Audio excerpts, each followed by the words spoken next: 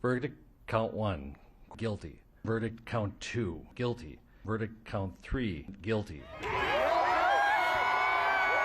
For the murder of George Floyd, judgment for Derek Chauvin. Good evening, I'm Adrienne Arsenault. And I'm Andrew Chang. Tonight, reaction inside and outside the Minnesota courtroom and across the U.S. and Canada. We still have a long way to go, but boy, we made that first step today. The murder sparked demands for change. Can these verdicts help deliver?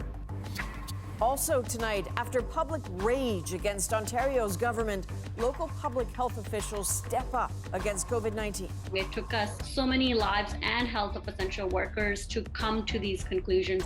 Plus, COVID in Alberta. Bad now, but worse is coming. This is The National. 9 minutes and 29 seconds last May. That is how long former police officer Derek Chauvin pushed his knee down on George Floyd's neck.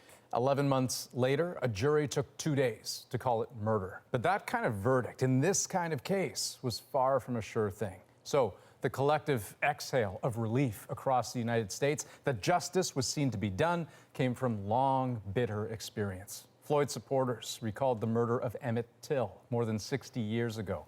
His lynching sparked a civil rights movement. Now, who knows what George Floyd's legacy will be, but tonight it has taken another step. So let's begin with Susan Ormiston in Minneapolis. She has led much of our coverage of George Floyd's death and Derek Chauvin's trial. So Susan, what is happening where you are right now? Well, Adrienne, this square, which bears his name, is where George Floyd was murdered last May 25th under Derek Chauvin's knee. And it's a pretty moving scene here tonight. People have been coming here all evening to mark the moment and what they hope is a step towards racial justice. Guilty! Guilty, 3 counts, a clear verdict. Prayed for, hoped for, but overwhelming all the same. I feel so good. George Floyd's murder seared souls and broke hearts. The guilty verdict helped stitch them up. I can breathe. I can breathe. I'm so excited today, you guys. We, the jury, in the above entitled matter as to count 1, find the defendant guilty. This verdict agreed to this 20th day of April, 2021. Inside court, Derek Chauvin was stone-faced as the judge read out his fate, barely showing any emotion in the 3-week trial. Chauvin was handcuffed and left the court to be sentenced in the coming weeks. A victory for the Floyd family, taking a call from U.S. President Joe Biden. At least, God, now there's some justice. Ben Crump, the family's lawyer, elevating today's significance. This is a victory for those who champion humanity over inhumanity, those who champion justice over injustice. The family kept Floyd's name alive for nearly a year. What a day to be a Floyd, man. Wow. They believed his murder and the trial could shake up a pattern of injustice. It was a motion picture, the world seeing his life being extinguished. And I could do nothing but watch. On the streets this evening, pent-up hopes for lasting change. Step forward. We still have a long way to go, but boy, we made that first step today. Minneapolis, bracing for whatever verdict, felt relief. It's a good day in Minneapolis. You're not going nowhere. Even so, high emotions sparked a tense moment for a confused semi-truck driver who rolled into the crowd, was seized on by a few men before resuming the route. We want freedom, freedom. But in the main, relief and celebration. Okay, Susan, so I hear you say the celebration there, but as for the next step, what about Chauvin's penalty? Yeah, his sentencing could be another point of tension. His most serious crime, second-degree murder, carries a maximum of 40 years, but the sentencing guideline is just 12 and a half years unless the prosecution can successfully convince the judge to deliver a stiffer sentence. That won't happen for another 8 weeks, Adrienne. Susan, thank you for this and all of you and your crew's work on this story. Now, because so much of the conversation will inevitably pivot to the question of what's next, we're bringing in law professor David Schultz from the University of Minnesota. Professor, can you walk us through it? How does the judge actually go about deciding on a sentence for Derek Chauvin, and what's the range of likeliest outcomes here? Remember, at this point, he was convicted of 3 charges, each carrying different sentences and different ranges. What's going to happen over the next 2 months is that we're going to get what's called a pre-sentencing investigation, where there's going to be recommendations coming in from the prosecution and from the Department of Corrections regarding what the sentence should be.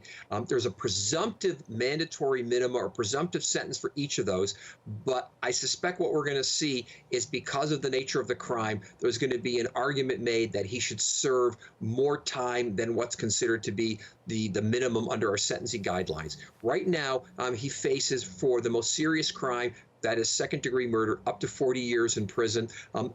I would suspect that he's probably going to get a sentence that approaches that. I also suspect that even though a judge could sentence him to either serving concurrently or consecutive terms for each of the crimes, it'll probably be what? Concurrent. Okay, David Schultz, we'll leave it there. Thank you so much.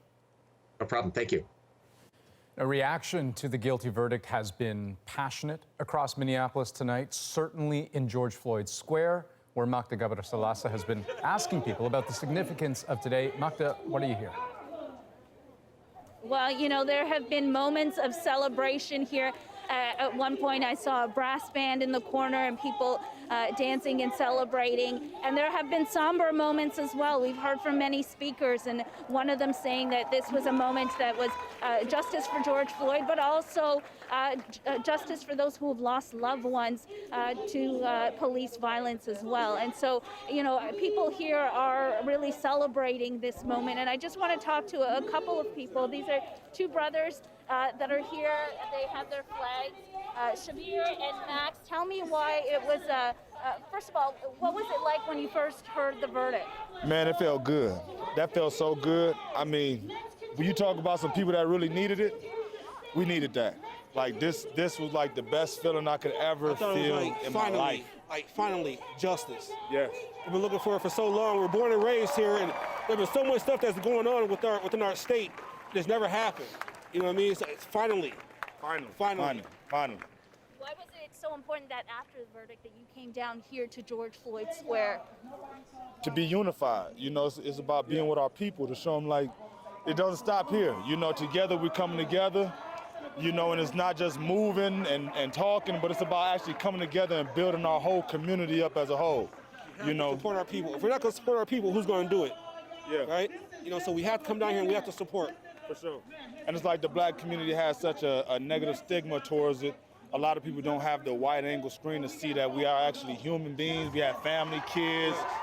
We love our life. You know, we want to be here. We want to be productive members of society. We are productive members of society. We just want to be recognized as humans. And just to come out here and stand and just show that we're ready to fight for our civility, that's all that matters right now. One last question. Are you hopeful that this is the beginning of change? This is the beginning. This is the beginning. For sure. This is the beginning. We know how to get it together. 1 down, 3 more to go. Yes, sir. Minnesota guys know how to get it together. Yes. We're going to get it done. Thank you, For guys. sure. Thank you so much for talking to us.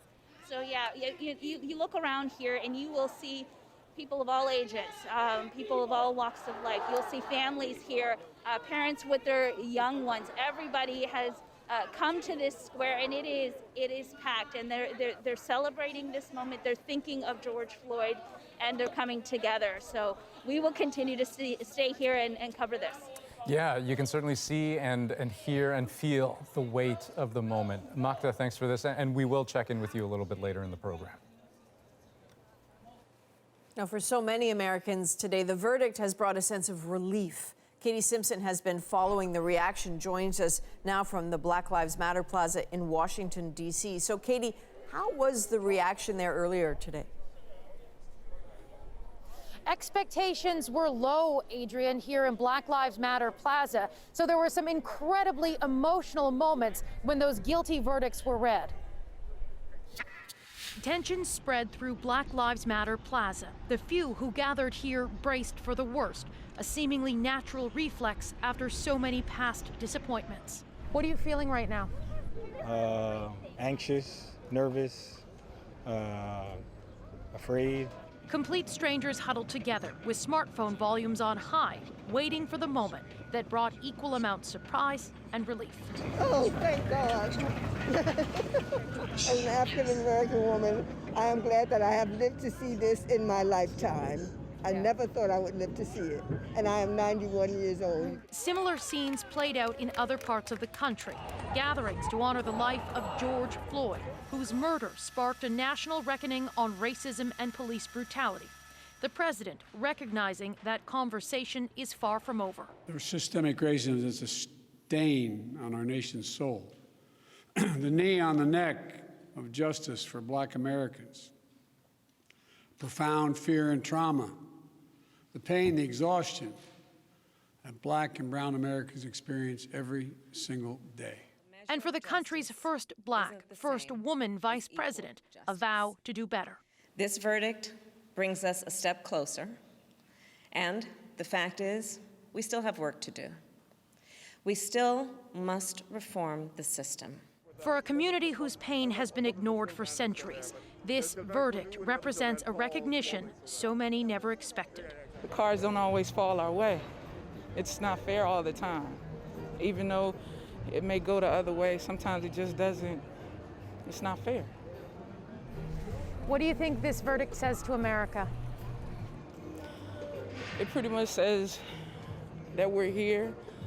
The police, they have to treat us fairly.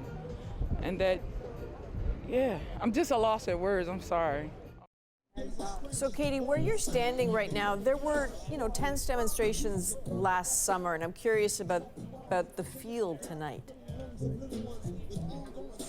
There is a sense of relief, and things here are incredibly calm and have emptied out. Throughout the afternoon, we saw people sort of checking the scene out, but really it is such a different scene from what we've seen in so many of those other demonstrations. Let me just take a step out of the way. We're right across the street from the White House here, and this has been the site where we have seen those demonstrations where police pushed up against protesters, where military troops were stationed here, making downtown Washington, D.C. look like a militarized zone.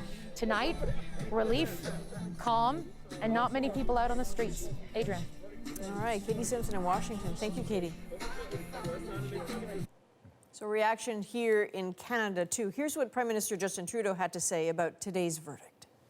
It is good news that we saw the verdict come through where people hoped it would, but it still underlines that there's an awful lot of work to do. And what we saw over the course of last year with a sudden awareness by everyone of what racialized Canadians and racialized people across and around the world had known for far too long. Trudeau was asked about the verdict during an interview on the program Real Talk with Ryan Jesperson. Okay, let's turn now to Canada's COVID story. In Ontario, infections and ICU admissions have moved in a familiar and ugly curve upwards. The province's response, more of a zigzag between action, blowback, and walkbacks. Now local officials are taking matters into their own hands. Toronto and Peel regions are ordering any workplace that's had an outbreak in the last 2 weeks to temporarily shut down. That directly hits workers, businesses, but hopefully the virus too. Now, Toronto and Peel have a combined population of more than 4 million people. The number of workplace shutdowns could be in the dozens. Jacqueline Hansen shows us the impact of some desperate measures. For a sign of how far Peel has shifted, consider Amazon. Last month, it took 240 cases of COVID for officials to step in and shut it down. Now, a company could be shut down for just 5. I kind of wish that this time last year that this was all being done. Peel is home to distribution centers, manufacturing, and food processing, all deemed essential and still operating through the pandemic. The residents of the region of Peel have been the ones that have kept our economies moving, kept the rest of us home safe. The local chief medical officer of health says the variants have changed the equation. They are sickening workers and sending them to ICU with terrifying speed and rapidity. In Peel, there are currently 24 workplace outbreaks with 5 or more cases. In Toronto, there are 26. The biggest active outbreak of them all, a distribution center, 126 cases.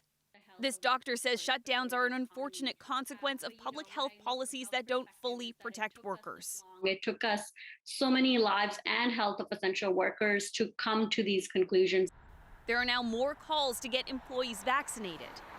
The CEO of Purolator says it's needed to protect workers' health and supply chains. Medical instruments, things for surgery, ventilator machines, all the things that you can imagine that are important.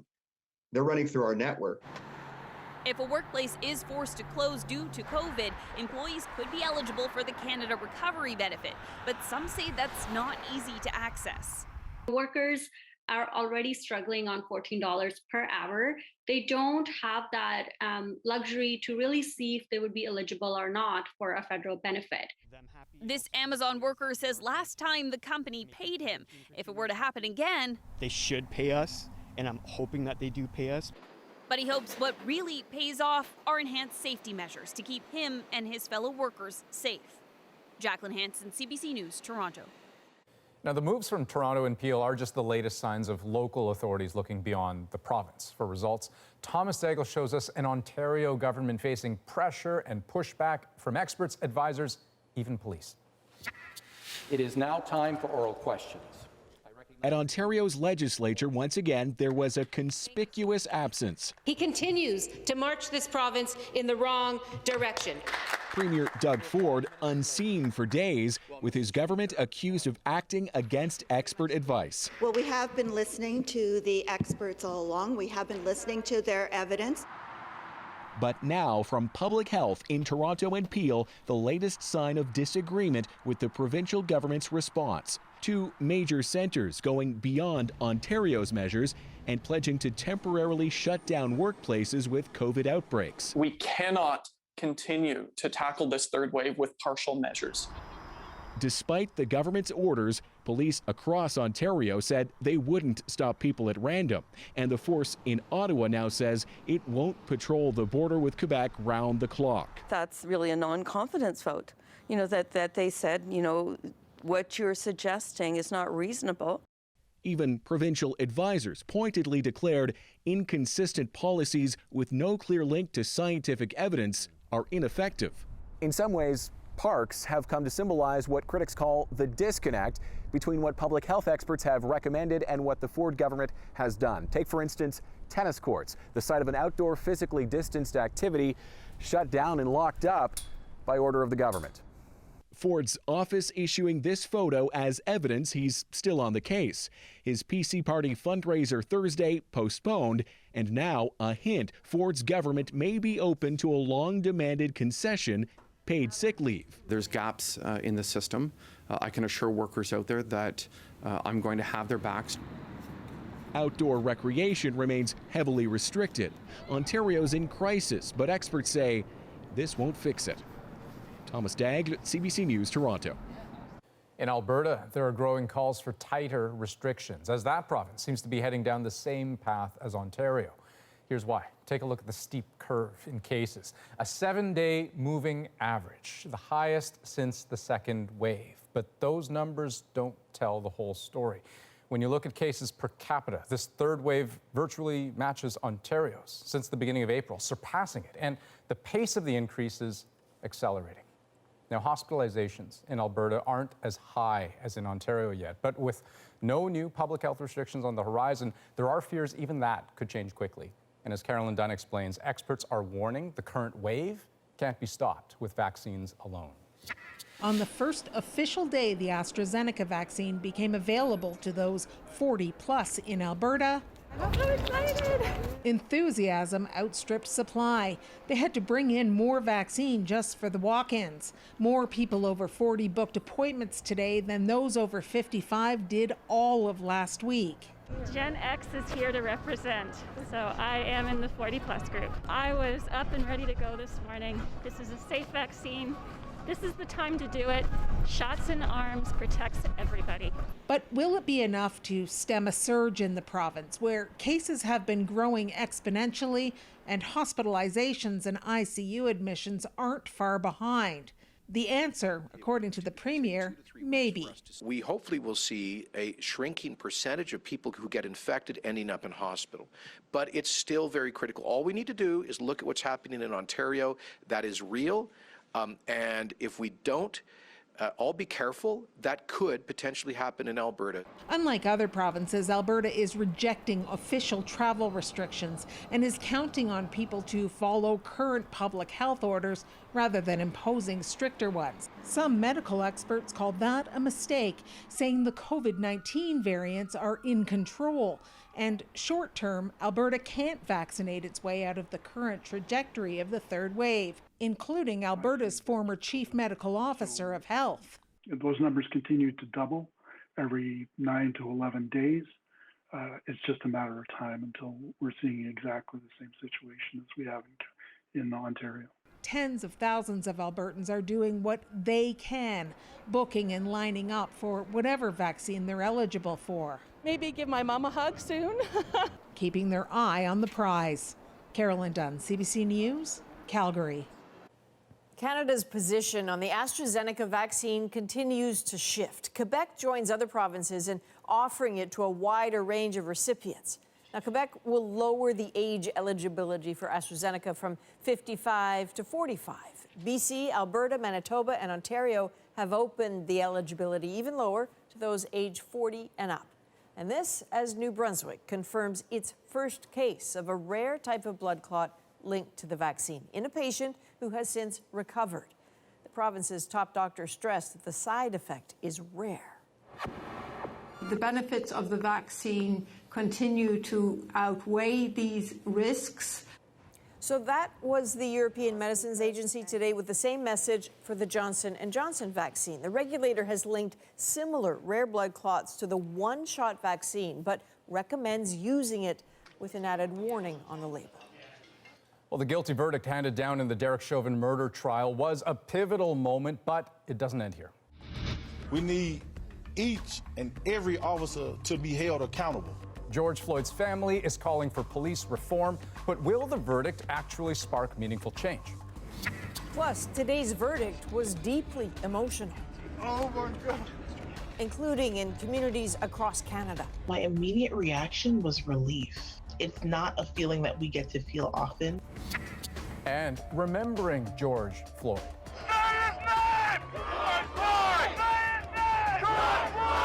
Keeping the victim at the center.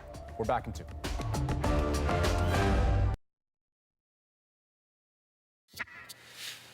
Welcome back. I'm going to read you something. Just a quick line here. For a moment, our nation can breathe. It was a tweet to 500,000 people from a man whose name will tell you a lot about how he feels today. Martin Luther King III, longtime human rights advocate, son of Martin Luther King Jr., joins us now to talk about today's verdict. Mr. King, you know the history, you know the backdrop better than most. How do you measure the magnitude of this moment? So in terms of measuring the magnitude, we looked at the nation come together from the president making a statement to the vice president and the first lady, and of course, the Speaker of the House and all the leadership in Congress. What this means could be monumental. It certainly is monumental in the sense that a conviction occurred of this verdict that everyone saw, but we really just didn't know for sure what was going to happen. So we first take a sigh of relief. Now the work really begins. The Senate has to pass the George Floyd, Policing Act as a first step. I think there are many other things that have to be done. For example, there have to be police officers hired from communities where people are. We have oftentimes the policemen, police communities, and they really have no stake. They're not stakeholders in the community. I think finally, this is going to be a marathon, not a sprint. We should have addressed these issues many years ago, but now is the time. And this case perhaps will set that tone. So I'm glad you mentioned all that, because you're right. For this to be more than just a fleeting moment in time, you're going to have to find proof that it's more than that. How likely is that to happen? Because again, you have the benefit of decades of experience seeing these battles fought again and again. How hopeful, how likely are we to see change, real transformative change? Well, I think what is good is we do have a different administration in Washington that is dedicated, determined, and I think that we can depend on. That's a very good thing. A Justice Department that can help us to hold police departments accountable. We have young people who are going to continue to be engaged. We have to continue to be vigilant. This, as I said, this is not a sprint. This is a marathon. So I feel positive, I will say. But I think we have to evaluate. For example, there are 4 more officers that are going to be tried, and we must see how that happens. That will tell us a lot about what happens in the future. I'd like to end on a personal note, if I could. You know, you and I, we actually had a chance to talk earlier today before the verdict was rendered, and we talked about your father. I'm curious to know, in his fight for justice and in your upbringing in that fight, what is it about all of that that resonates the most for you today? I think probably the thing that resonates most is that when you stay vigilant, there can be victories.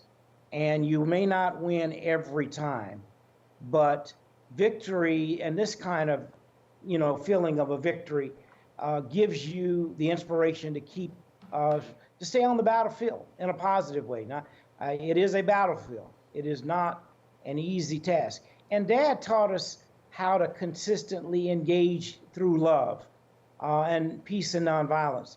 And I hope that's always the case, and that's the way I always approach things. But again, had this case gone differently, I have no idea what would have happened in this nation. I have ideas of what could have happened, but I'm so thankful that today was a victorious day and a conviction. Martin Luther King III, thank you for your time today. Amid today's emotional reaction, many have focused on looking forwards to avoid a repeat of George Floyd's murder. We did not get justice for what led to George Floyd to his state. He was a guy who did drugs occasionally. He used a fake $20 bill. And that's not a reason for a man to die, but we have to build a system which provides for each and one of us, no matter what skin color or working class. After the break, we will speak with advocates to find out what that change may look like. Stay with us.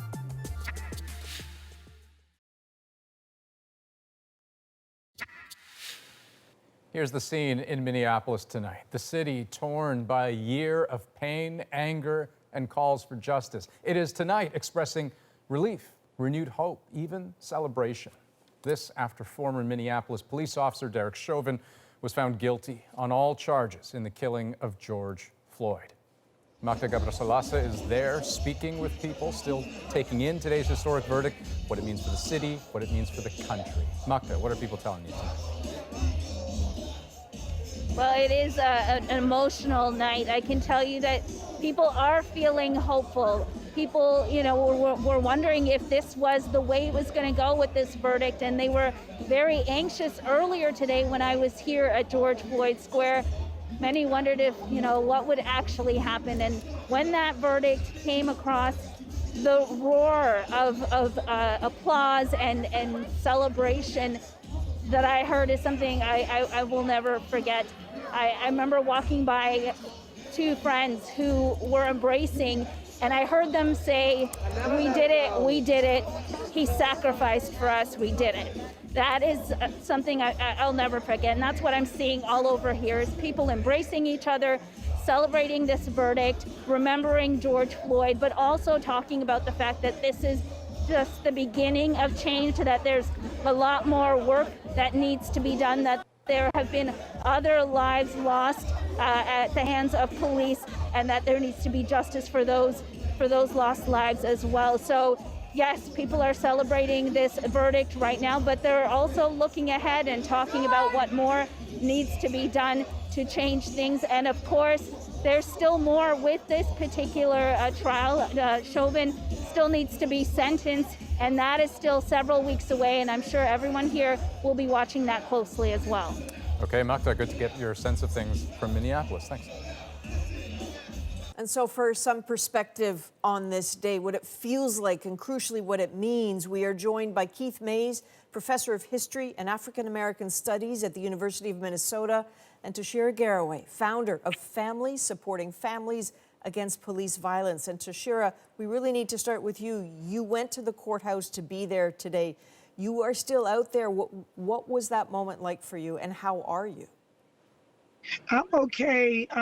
So Courtney Ross, which is George Floyd's significant other, she called me and asked me would I be with her today down at the courthouse as she hears the verdict. So we were down there together. We hugged, we cried together. And I'm just grateful to see someone in history get what a lot of families deserve. I think this was the beginning, but I don't think we're finished. I think we got many more officers to get off the street that have been brutalizing and killing minority and Black and Indigenous people in our communities. The light is on Minnesota for a reason. The biggest high-profile cases in history have come from Minnesota, and it's time for a change. So Keith, just listening to what Tashira is saying, all the perspective of this day, legally, yes, this day was about accountability for George Floyd's murder. But as Tashira says, there's so much more to it. Can you help round that out for us? Tashira is absolutely right, because this is the culmination of justice for the Floyd family and for the community at large. But this is only the beginning. The question becomes, what's next? Are we really going to transform police departments not only in the Twin Cities and in the state, but around the country? What are we going to do? This has been politicized way too long. We need to do what's right by families who have lost loved ones, and we need to do right by history. So can you help us with some specifics here, both of you, but Tashira, we'll start with you. What specifically will it take for justice to actually feel like justice? It will take all of the rest of these officers for all of the hundreds of murders that led up to George Floyd to be held accountable. There's been over 470 murders at the hands of law enforcement here in the state of Minnesota in the last 20 years, almost 500 bodies. And only one man has been held accountable, and that's a minority man that killed a white woman, Justine Damon. So up until today with George Floyd, but there's hundreds of more murders of Black men that led up to George Floyd. The biggest and the highest high-profile cases in the world have come from the state of Minnesota. George Floyd, Philando Castile, Jamar Clark, Dante Wright. So it's a clear indication that this place has an issue here in Minnesota. And for every high-profile case, there's 100 murders behind every high-profile case that you see. And so it will take all of because that was only one man. We got hundreds of more officers out here. And the only reason why George Floyd's case wasn't swept under the rug like the rest of our families and covered up is because it went Facebook Live and it spread everywhere, and they weren't able to cover it up like they've done hundreds of more murders prior to George Floyd. Minnesota needs to be under federal investigation. And I've been stalked, I've been harassed, I've been followed, all these things by the police for fighting for my family and helping other families. That's why I started my organization, Families Supporting Families Against Police Violence, because I wanted to give resources and support to those families. And right now, this state doesn't help those families with anything, and my organization is the only one that does, along with Communities United Against Police Brutality. And Keith, when you said that there's a model that you're looking for, again, can you help us understand specifically what it takes to have this justice feel like it? We're just saying that for traffic stops or for any small, slight misdemeanors, you don't have to have a cop show up with a Glock, or cops who think that they have their hands on tasers, but they have their hands on the service revolvers. You can have people who are equipped to deal with issues around domestic violence, mental health issues. I think that we have to be smarter about community policing, and that the cops only know one way in which to deal with the public.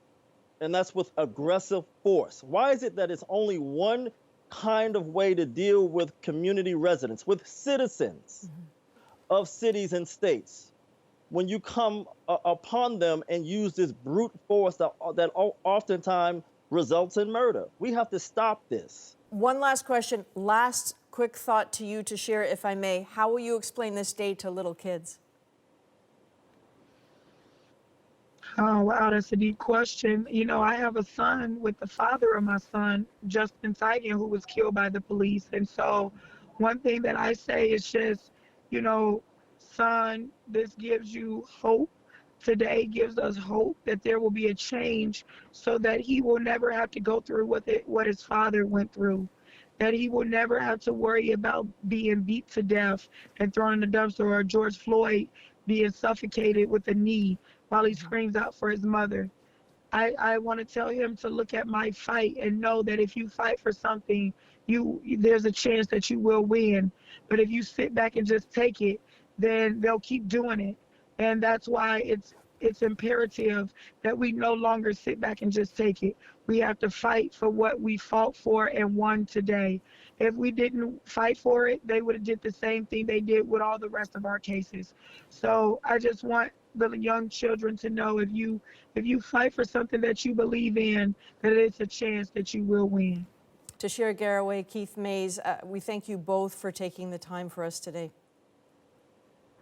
Thank you. Well, there has been an outpouring of reaction to Derek Chauvin's conviction. We want to take you to Washington, where a young couple took in the verdict from a place where history had been made in George Floyd's name.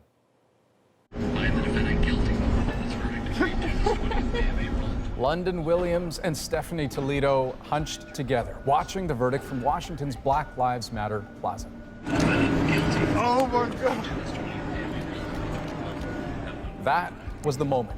3 guilty verdicts, something Williams never thought would be possible. I honestly thought that, like, another guy was going to get away with something that he should have never done in the first place. And I thank God that somebody finally stepped up and did right.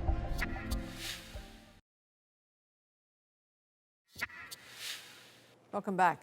Derek Chauvin's conviction sent ripples throughout the United States and Canada. So we reached out to 3 Black Canadians, all parents, who had a lot riding on today's verdict.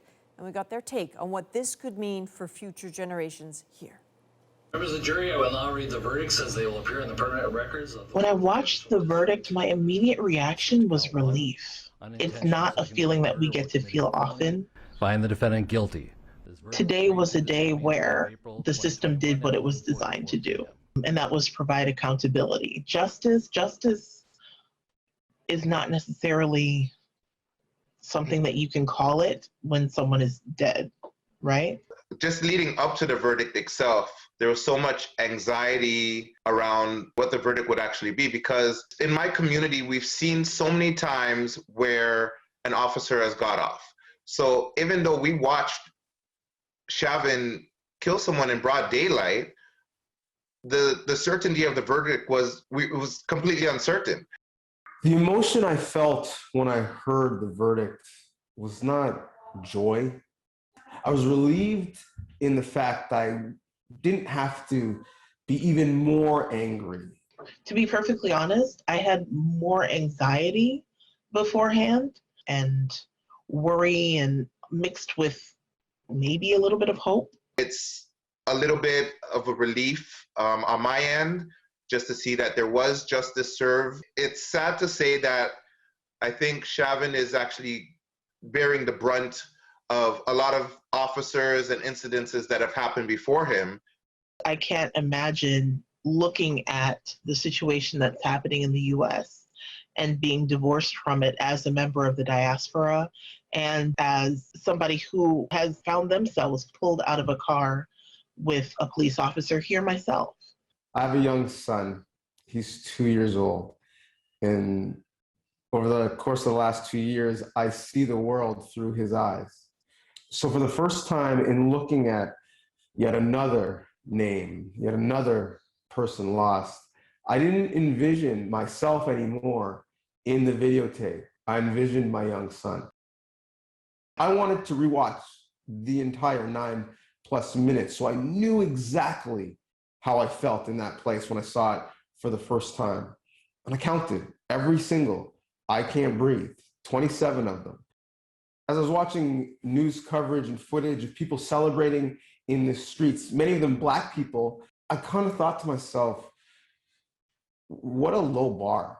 It's given the entire community some sort of justice and a good feeling that, you know what, not everybody is going to get away with this. It might be a message to other officers. You have to keep fighting. You have to keep trying to make a difference. It's been a long time, but finally, maybe we're starting to move in the right direction. A lot to think about. Okay, Canadian air travelers flying home from the U.S. are getting around the hotel quarantine rules. Well, I felt pretty clever at first, but apparently more people are catching on. Some snowbirds even say the rules shouldn't apply to them. That story's up next. I'm Jamie Poisson, and tomorrow on CBC's daily news podcast, Front Burner, the Derek Chauvin verdict and my conversation with a civil rights lawyer who represented Rodney King about the long history of violence against Black people by police. Subscribe wherever you get your podcasts. Welcome back. After loud protests from English Premier League fans, 6 of its top teams have backed away from the proposed European Super League, and 2 Spanish teams are also reportedly withdrawing. This isn't the last word you'll hear on the story, though. The Super League says it's reconsidering how to reshape the project. The Ontario Hockey League has canceled its 2020-2021 season, the only one out of the 3 major junior leagues to do so.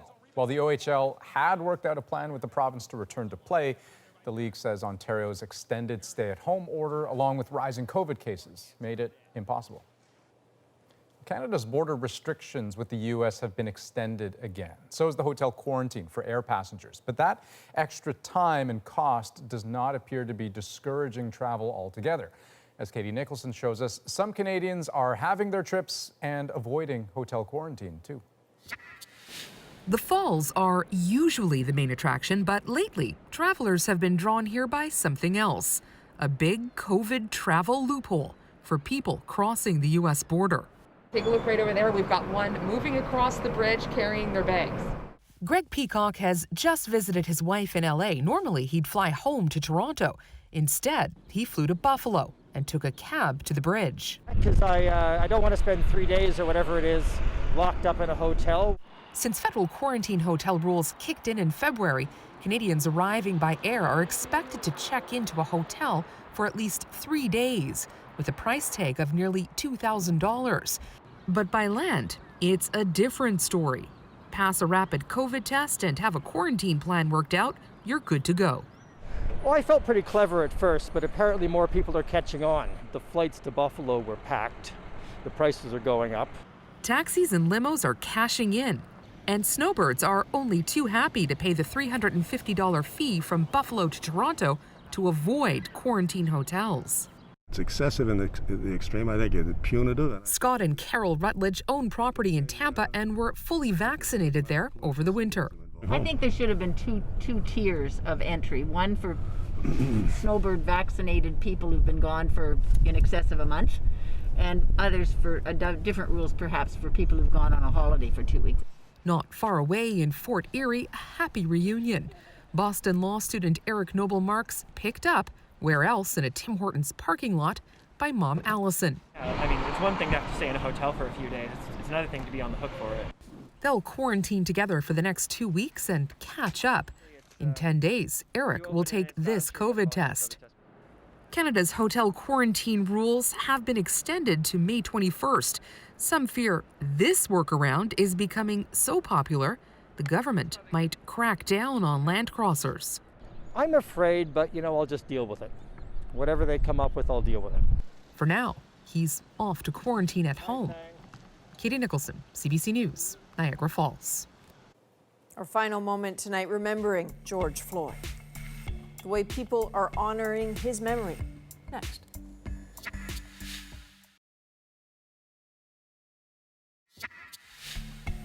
Since the death of George Floyd, murals honoring his life and calling for justice in the wake of his murder have popped up all over the United States and across the globe. And so tonight, those murals provide our moment. They're images punctuated by the words of Philonise Floyd, one of George Floyd's brothers. And that's how we will end the National for April 20th. Good night. Good night. Today, you have the cameras all around the world to see and show what happened to my brother. It was a motion picture, the world seeing his life being extinguished. And I could do nothing but watch. We won't be able to breathe until you're able to breathe. Today, we are able to breathe again.